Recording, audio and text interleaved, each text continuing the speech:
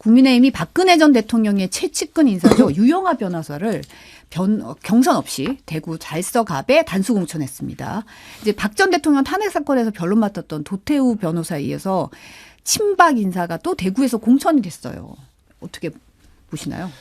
그러니까 이런 공천을 했을 때는 분명히 정무적인 판단이 들어갔을 텐데 글쎄요, 국민들 특히 이 공천으로 인해서 수도권에 많은 영향이 미칠 거라고 좀 보여져요. 수도권에 저희 후보라든지 저희 당원분들이 납득할 정도의 어떤 그러한 것들을 공관위가 좀 더 설명해야 되지 않을까.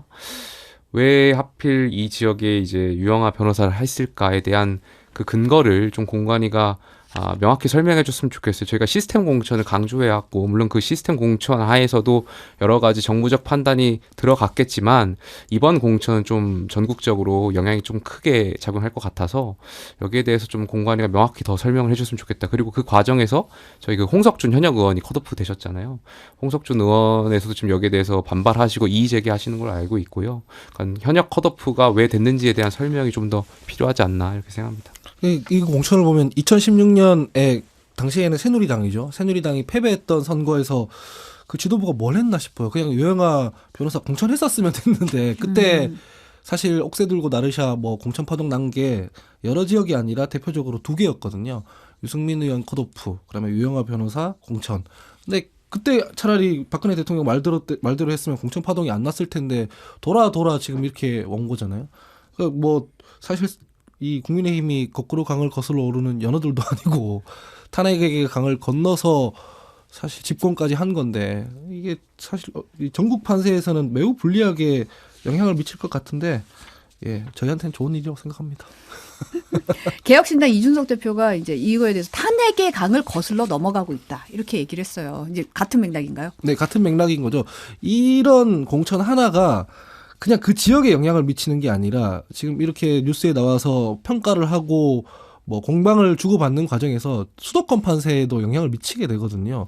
근데 이런 부분들까지 아마 한동훈 위원장이 고려를 잘 못했을 것 같다는 생각도 들고요. 네, 그렇습니다. 저는 경선을 했으면 좀 더 어땠을까 이런 생각이 있어요. 특히 여기 국민적인 관심사가 있는 지역이고 특히 있는 인사고 하다 보면 과연 이제 독태우 변호사 같은 경우는 제가 알기로는 경선을 통해 가지고 이제 공천되신 걸로 알고 있고 유영하 변호사 같은 경우에도 저희가 저 지도부였을 때 지방선거 때 그때도 이제 대구시장이었나요? 그때 재보궐이었나 경선 참여하신 걸로 알고 있거든요. 그래서 그 과정에서 어쨌든 경선에서 잘 안 되셔가지고 공천 못 받으셨는데 이번에도 차라리 이러한 전국적으로 영향을 미칠 수 있는 인사에 대해서는 차라리 경선을 붙여서 그 지역의 유권자분들이 선택할 수 있는 그 구조를 갖다라면 조금 더 공관위가 시스템적으로 좀 비판받을 지점이 더 줄었지 않았을까 이런 생각이 있습니다.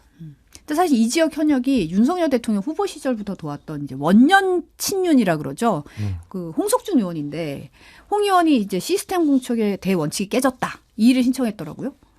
그러니까 시스템으로만 작용하면 그러니까 물론 이제 전 홍석준 의원의 그 비판 지점은 동의가 되고 이해가 되는데 다만 이제 공천 과정에서 100% 시스템으로만 운영된다면 공관위가 필요 없겠죠. 다 AI가 와가지고 인공지능으로 알고리즘에 넣어서 하면 되잖아요. 물론 이제 공천이라는 것은 당에서 정무적인 판단도 들어가고 여러 가지 이제 요소가 경쟁력이라든지 어떤 헌신도라든지 다 볼 텐데요. 다만 그럼에도 불구하고 이제 유영하 변호사를 단수 추천하게 된 그 배경을 좀 더 공관위가 설명을 해야 되지 않나 생각돼요. 하 소장님 어떻게 보셨나요? 그 책 중에 민주주의는 어떻게 무너지는가라는 책이 있어요. 그 미국의 교수님들이 쓴 책인데 핵심 내용을 말씀드리면 어떻게 트럼프 같은 사람을 공당이 못 걸러냈느냐 뭐 이런 내용들이 들어가 있거든요. 그러니까 공직선거 후보자 추천이잖아요. 공천이. 우리 시스템대로 했어. 이거 걸을 수 없었어. 이렇게 말하는 건 되게 무책임한 거고 그 시스템도 정부 판단도 뭘 위해 존재하냐면 게이트키핑을 위해서 존재하는 거거든요. 이런 정도의 사람을 국민 앞에 공직선거 후보자로 추천할 수 있는 게이트키핑 역할을 해야 되는데 국민들이 봤을 때 좀 함량 미달이거나 이상하거나 좋게 평가받지 못할 사람들이 공천되고 나서 이 사람들이 시스템에 의해 개인 역량으로 뚫고 나왔다라고 하는 건 이 시스템 공천 그 시스템보다 더 넓은 단위의 정당의 게이트키핑 시스템이 망가졌다고 봐야 되는 거거든요. 그렇게 보면은 별로 뭐 우리 당 입장에서 그 나무랄 처지는 아닙니다만 별로 긍정적으로는 작동을 안 할 것이다 이렇게 봅니다.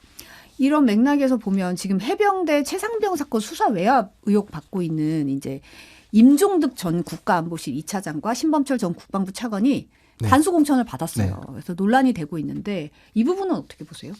글쎄 뭐 여러 가지 공관위가 판단했겠지만 저희가 이제 그 어떤 특정 사건들 예를 들면 부패 혐의라든지 저희가 4대 악 뭐 여러 가지 공관위가 천명한 것들이 있습니다. 거기에 해당된다면 이제 기소와 동시에 공천 불가라는 원칙이 있어서 당원 당규에도 있습니다만 아마 해당되는 사건들이 이제 그러한 법에는 이제 해당되지 않는 걸로 알고 있고요. 다만 그럼에도 불구하고 국민 정서상 이것이 이제 여러 가지 이분들에 대한 공천이 또 전국 선거에 영향을 미칠 수도 있을 텐데 공관위가 좀 종합적으로 좀 고려를 더 했더라면 좋지 않았을까 이런 생각이 있습니다. 민주주의는 어떻게 무너지는가 책에 정치가 자꾸 법, 불법 이걸로만 따지면 안 된다. 불법으로만 따지면 안 법과 된다. 불법이라는 거는 최소한의 윤리인 것이고 정치라는 것은 그 제도 밖에 있는 어떤 규범 그런 것도 작동을 해야 된다. 이런 내용도 있거든요. 그러니까 이 외압 이거 해병대 최상병 사건은 이번 정권 내내 아킬레스건으로 남을 사건이라서 최소한 이분들은 이번 총선에서는 쉬셨어야 돼요. 걸렀어야 되거든요. 그러니까 게이트키핑이 되었어야 돼요. 근데 이렇게 공천을 해버리면은 적어도 20대, 30대라든가 이 문제를 심각하게 바라보고 있는 사람들은 이 정권이 이 문제에 대해서 되게 가볍게 여기고 있구나라는 인식을 심어줄 수밖에 없기 때문에 되게 치명적이라고 저는 생각합니다. 사실 지금 이 와중에 이종섭 전 국방부 장관이 호주 대사로 임명이 되면서 이제 이분 외국으로 나가면 이제 아니 수사가 진행 중인 상황에서 이거 뭐 하는 거냐 뭐 인권센터에서는 주요 피의자 해외로 빼돌리는 거 아니냐 이런 비판까지 지금 나오고 있어서 어떻게 보면 전체적으로 봤을 때는 최상병 사건에 대해서는 이 정부가 이런 태도를 왜 보이는 거지라는 이런 의문점이 좀 제기되고 있는 상황이에요. 하은기 부대변인의 지적에 전 동의하고요. 그러니까 당과 대통령실 또 정부가 좀 이 문제에 있어서 더 이렇게 명명백백하게 좀 진상을 규명하고 여기에 대해서 잘잘못을 가려야 되는 그 태도가 중요한데 그러니까 물론 이것을 의도하진 않았겠지만 이게 벌써 언론이나 여러 가지 비판들이 있잖아요. 결국에 지금 또 주요 뭐 피의자를 해외로 빼돌리는 거 아니냐 이런 비판들이 있다 보니까 이것이 사실이냐 아니냐를 떠나서 인재 영역으로 들어가기 시작하는 순간 여당과 그리고 대통령의 인지도 그 국정 지지율에 결코 좋을 게 없다 저는 생각합니다. 이 문제의 핵심, 대중들의 인식 체계에 있는 핵심은 뭐냐면 지휘관 혹은 상관의 잘못된 지시로 인해서 국가를 지키러 간 젊은 해병이 죽었다. 그런데 진상규명이 안 됐다. 그 진상규명을 하려는 사람들은 탄압을 받고 있다. 이거거든요. 네. 이 부분들을 돌파해야 되는데 뭐 그걸 뭉개고 돌리고 회피하고 한다고 될 수 있는 문제가 전혀 아니란 말이죠. 그래서 사람들이 그러잖아요. 그게 윤석열 대통령이 검찰총장 시절의 모습을 여기 포개보면 이렇게 되겠냐라는 거라서 이 문제로 파생되는 문제들이 여러 개가 있어요. 지금 안 그래도 병력 자원 부족한데 해병대 지금 뭐 정원을 못 채운다고 하잖아요. 지금 상황에서라면. 예. 그래서 사실 누가 해병대에 가고 싶겠으며 자기 삶을 희생해서 더 뭐 국방 안보에 기여하겠다 이런 생각을 누가 하겠습니까? 그래서 이거는 예사일이 아니기 때문에 정부랑 여당도 좀 심각하게 바라볼 필요가 있습니다. 국민의힘이 어제 울산 남갑과 강남 갑을 그리고 대구 동군이 갑 북갑에 5곳에 국민공천 도입한다고 발표를 했어요. 잠시 발언 듣고 오겠습니다. 이재명 대표 더불어민주당이 하는 것처럼 겉은 젊지만 실제로는 완전히 자기한테 아첨한 사람들만 밀어놓은 통로로 사용하지 않을 것이라는 약속도 분명히 드립니다. 한 비대위원장은 이렇게 얘기를 했지만 사실 신청도 비공개로 하고 어떻게 보면 이제 뭐 오디션 방식도 아니다 보니까 이거 밀실 공천으로 내려꽂게 되는 거 아니냐 이런 우려가 지금 나오고 있는 상황이거든요. 그러니까 국민 추천제라고 하면 이제 방식이 아직 되지 않다 보니까 좀 더 지켜봐야 될 것 같은데요. 많은 분들이 이제 오픈 프라이머리라든지 혹은 이제 오디션 방식을 떠올릴 것 같은데 이제 그런 방식이 또 아닌 것 같아가지고 당이 여기에 대해서 빨리 하루빨리 입장을 말씀드려서 국민들께서 오해 없으시도록 지금 또 밀실공천 아니냐 이런 비판들이 있는 것 같아서 그런 오해가 없도록 좀 당이 투명하게 좀 공개했으면 좋겠어요. 그래서 우리가 왜 국민 추천제를 하려고 하는지 그리고 그 방식에 있어서 투명하게 공개를 해서 정말 그 지역의 국민과 유권자가 원하는 분이 저희 당의 후보가 될 수 있도록 좀 그런 과정들을 좀 잘 절차적으로 만들어줬으면 좋겠다라는 것을 당원의 한 사람으로서 좀 부탁드리고 싶습니다. 무혁신 공천이다, 뭐 맹탕 공천이다 이런 얘기가 나오니까 그거를 희석하는 차원에서 이런 이벤트를 기획한 거라고 저는 생각을 하고 뭐 민주당에서는 말로만 청년 여성 공천한다고 하지만 자기는 아니다 이렇게 얘기를 하잖아요. 근데 청년이나 여성이나 뭐 신인들은 이 국민 추천제 이런 제도로는 진입하기가 매우 어렵습니다. 어차피 활동한 이력도 짧고 돈도 없고 현실적인 문제 때문에 그래서 이런 부분들에 대해서는 당 내외에 괜찮은 사람들을 영입을 하거나 발탁을 해서 전략공천을 해야 되거든요. 그 아까 전에 게이트키핑도 정당의 게이트키핑이라는 것도 이것도 그 일환 중에 하나예요. 우리가 지금 국민들이 잘 모르지만은 이런 사람들을 국민들께 추천합니다. 이래야 되거든요.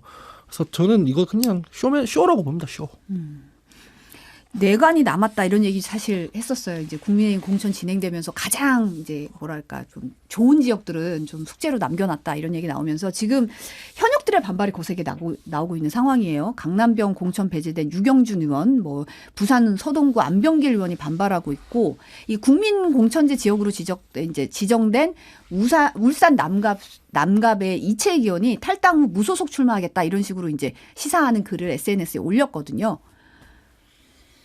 강남병 그 유경준 의원 컷오프는 조금 저도 의문이 좀 들어요. 그러니까 무슨 말씀이냐면 언론에서도 나왔지만 경쟁력이 굉장히 높은 저희 의원으로 알고 있고요.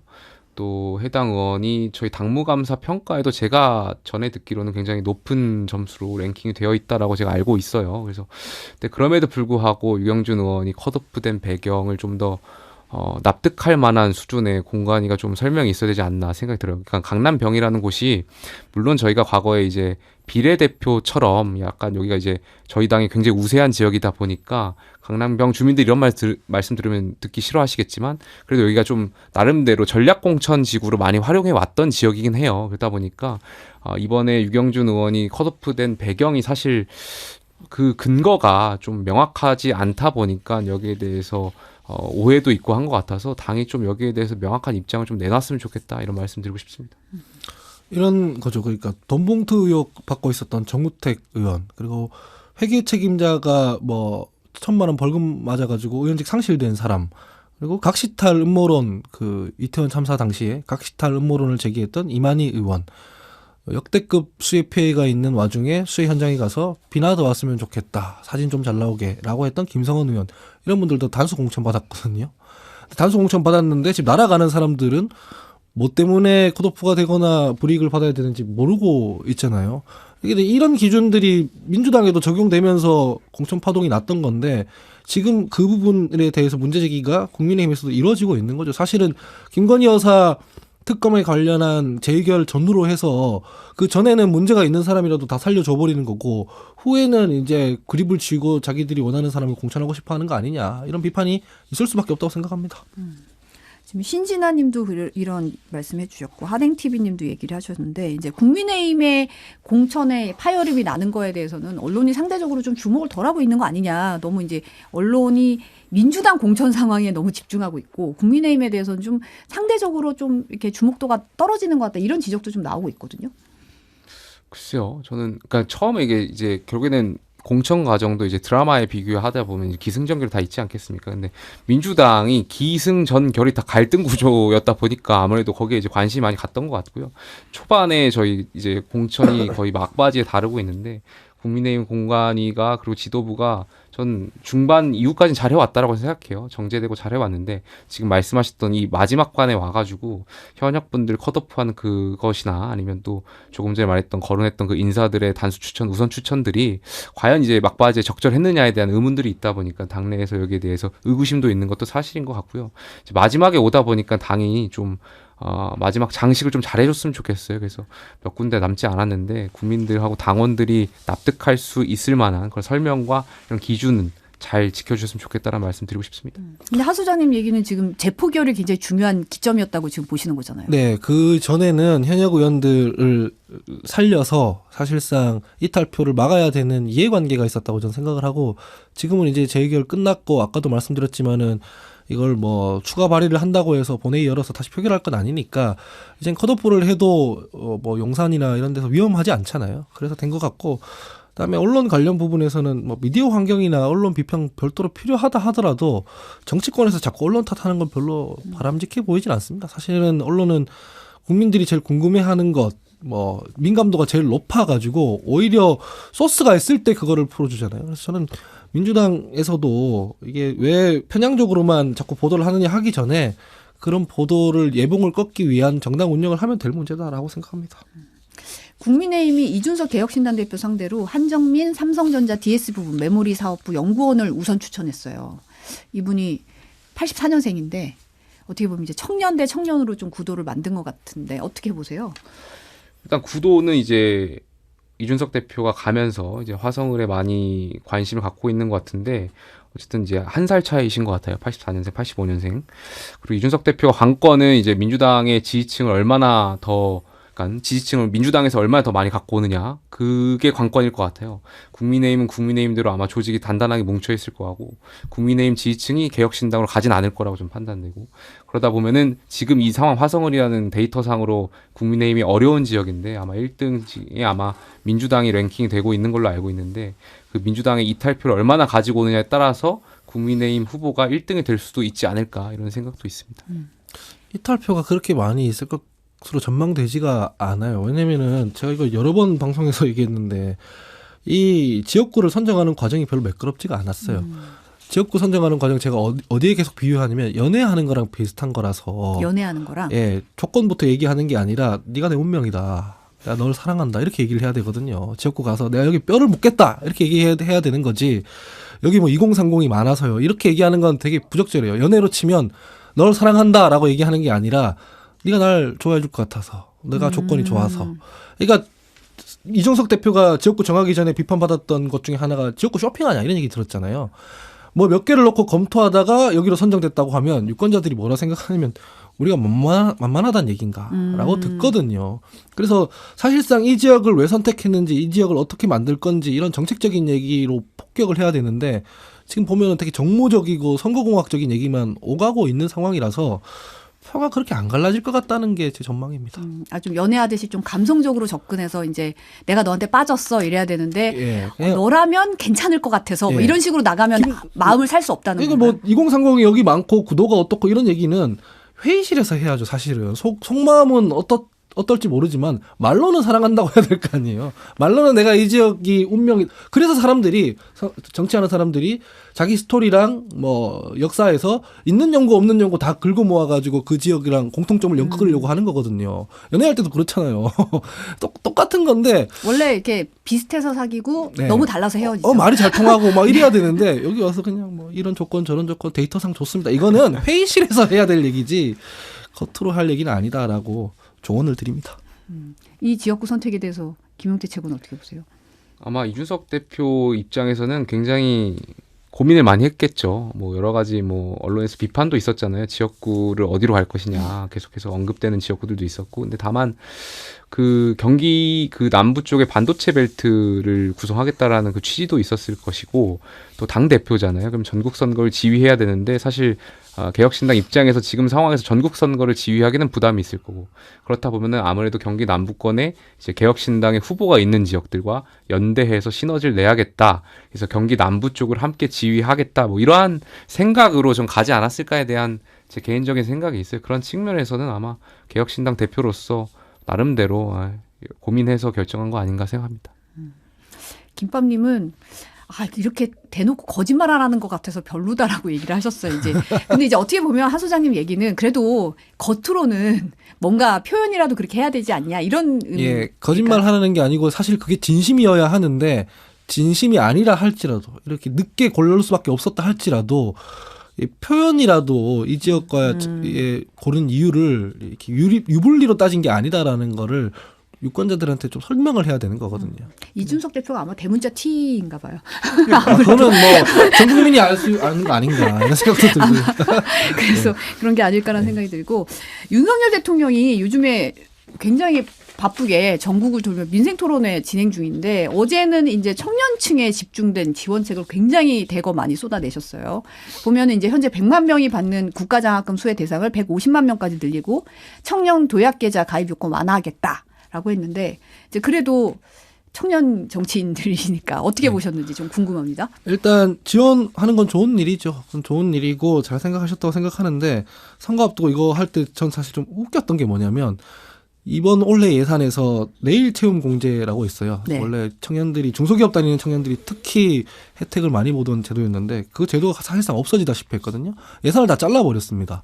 그래서 실제 있던 것들, 청년들에게 도움을 주고 있던 것들은 제도를 전부 날리고, 그리고 R&D 예산 같은 것도 보면은 기초연구학문 투자하는 사람들이라든가 젊은 연구원들이라든가 이런 사람들의 생계라든가 앞으로의 미래 되게 중요한데 그런 거 다 잘라놓고 갑자기 이걸 다시 하겠다는 거잖아요. 국가장학금 이거는 이를테면은 저같이 뭐 대학교 다니다가 그만두고 취업하거나 사회생활 하는 사람들한테는 아무 상관이 없어요. 대학교 다니는 사람들만 있는 거잖아요. 근본적인 어떤 그 도움을 주고 있던 그런 제도, 장기적인 보관을 갖고 지원해주던 제도들은 다 예산 재원이 없다고 잘라놓고 이런 거를 새로 하겠다고 하면서 재원 대책을 말 안 한다. 이거는 선거 앞두고 포퓰리즘이라고 봅니다. 그래서 저는 대학원 다니면서 국가장학금의 수혜를 받았던 사람으로서 이거 확대하면 저는 긍정적으로 생각합니다. 이거 대학원생들한테도 국가장학금 굉장히 혜택이 되고 있기 때문에 그 대상층을 늘린다는 것 자체가 어쨌든 청년들에게 실질적인 도움이 될 수 있을 거라고 생각되고요.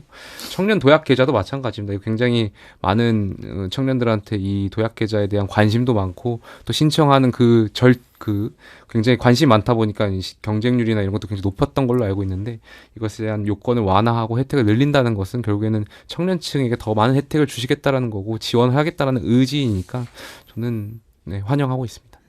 근데 사실은 이제 이 관련해 가지고 이제 사실 어제 같은 경우에 약간의 이제 기자들 사이에 얘기가 나왔던 게 청년 기본법상 청년 연령을 34살 이하에서 39살 이하로 이제 상향하는 방안이 원래는 토론회 발표 안건에 포함이 됐다가 토론회 시작 한 2시간 전에 갑자기 이제 삭제한다라고 연락이 왔다는 거예요. 그리고 사실 이제 국가재정 얼마나 필요한지 아까 하 소장님도 말씀하셨지만 별다른 언급이 없었어요. 이제 재원 문제가 사실 굉장히 중요하잖아요. 정책에 있어서. 이러다 보니까 너무 총선 앞두고 급하게 서두르다 보니까 이런 얘기가 나온 게 아니냐. 뭐 야당에서는 뭐 사전선거운동 아니냐 이런 얘기까지 나오고 있거든요. 대통령께서 이제 행정부의 수반으로서 여러 가지 정책을 얘기할 때, 야당은, 저희도 그렇습니다. 저희도 야당일 때 이제 문재인 대통령한테 어떤 정책을 할 때 선거용 아니냐 이런 비판들이 했던 것 같고요. 물론 야당도 그런 측면에서 대통령이나 이런 행정부의 정책들을 사전선거 운동 아니냐 이런 비판할 수 있다고 생각해요. 그거는 전 정치적인 레토릭이라고 생각하고요. 그런 것을 떠나서 어쨌든 윤 대통령께서는 여기에 대해서 실질적으로 청년들한테 혜택을 늘리려는 그 의지가 있었던 거 아닌가 저는 생각합니다. 아니 예산 통과된 지 그러니까 한 3개월밖에 안 됐잖아요. 그때 예산할 때는 이런 문제 때문에 다 갑론을박이 심했고 뭐 하나도 들어준 게 없었는데 예산 다 통과되고 연초에 갑자기 이런 걸 얘기를 하니까 그러면은 최소한 로드맵은 같이 얘기를 해야 되잖아요. 지적하는 것처럼 어느 재원을 어떻게 해가지고 어떻게 지원을 하겠다는 얘기를 해야 되는데 그게 하나도 없으니까 말잔치인 거 아니냐. 이 말잔치를 하는 이유는 선거 앞두고 지금 포퓰리즘 하는 거 아니냐라고. 정부에서 선거 앞두고 뭐 사전선거 운동처럼 뭐 하는 것 자체를 비판할 수는 없다고 생각해요. 문재인 정부에 대해서 했거든요. 뭐 가덕도 관련해서도 부산 가서 얘기를 했고 그런 것 자체를 비판할 수는 없는데 현실 가능성에 대한 얘기를 하지 않으면 이게 그냥 선거 공보문이라 들어가는 거지 국가 운영하는 사람의 책임 있는 자세는 아니다라고 비판받을 수 없다고 생각합니다. 네. 오늘 말씀 여기까지 듣겠습니다. 김용태 전 최고위원, 하영기 소장과 함께했습니다. 오늘 감사합니다. 감사합니다. 감사합니다.